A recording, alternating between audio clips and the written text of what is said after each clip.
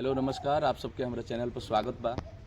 और आज हमारा भैया प्रमोद प्रेम यादव जी के एगो बड़ा ही प्यारा हॉट टचिंग सॉन्ग और लगन स्पेशलिस्ट सॉन्ग भी ओकरा कह सकेला रिलीज भइल बा सुबह में 7:15 में AIIMS music AMSMUSIC AIIMS music पर जौना गाना के नाम बा हिरौआ रोवता।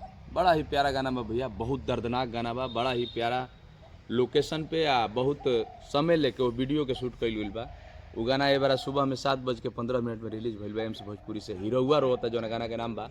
बड़ा ही बढ़िया गाना बा। तो जे भी हमरा भैया प्रमोद प्रेम यादव जी के चाहे वाला जे भी हमारे भाई दोस्त मित्र हमारा चैनल पर जुड़ल बा अनप्लग्ड रंजीत यादव चैनल पे, आप सबसे हमारा रिक्वेस्ट बा भैया कि एक बार वो गाना के जाके जरूर सुनी जा। एम्स म्यूजिक पर वो गाना 7:15 में रिलीज भइल बा आज ही।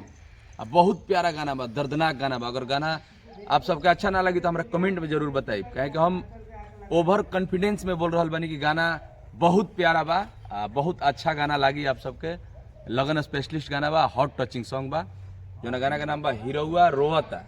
वो गाना आज एम्स म्यूजिक पर रिलीज भइल बा, एम्स म्यूजिक चैनल पर। तो जे भी हमारे भाई दोस्त मित्र प्रमोद प्रेम यादव भैया से प्यार करोला, जे भी श्रोता है ना से देखा हमके देख और सुन रहा बा हमरा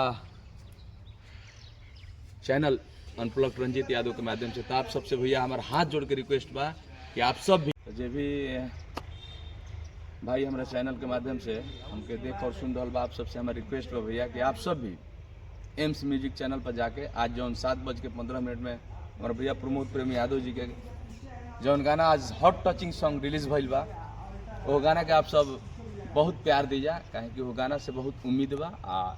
आशा ना भरोसा बा कि आप सबके वो गाना 100% पसंद आई। ओवर कॉन्फिडेंस में हम बोल रहा बानी, काहे कि वो गाना सच में मैंने बहुत दर्दनाक गाना बा, बहुत प्यारा गाना बा।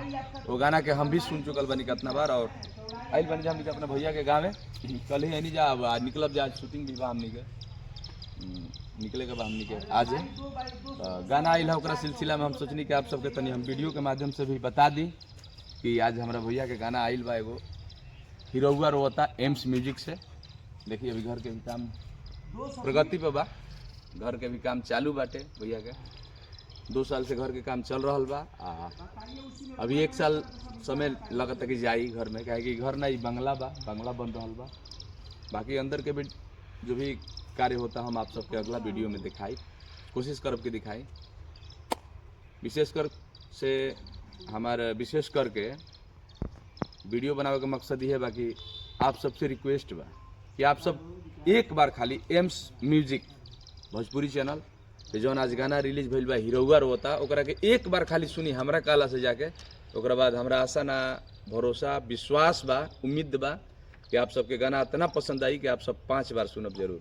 ऐसे जे भी हमारे भाई दोस्त मित्र प्रमोद प्रेम यादव भैया से प्यार करला, जे भी श्रोता हमके हमारे चैनल पर देख रहा बा भैया, आप सबसे हमारा रिक्वेस्ट बा कि एक बार खाली एक बार आप सब जाके एम्स म्यूजिक चैनल पे गाना के देखी हिरौआ रोवता। ओकरा बाद आप सबके खुद पता चली कितना प्यारा गाना बा। Thank you, love you, Har Har Mahadev.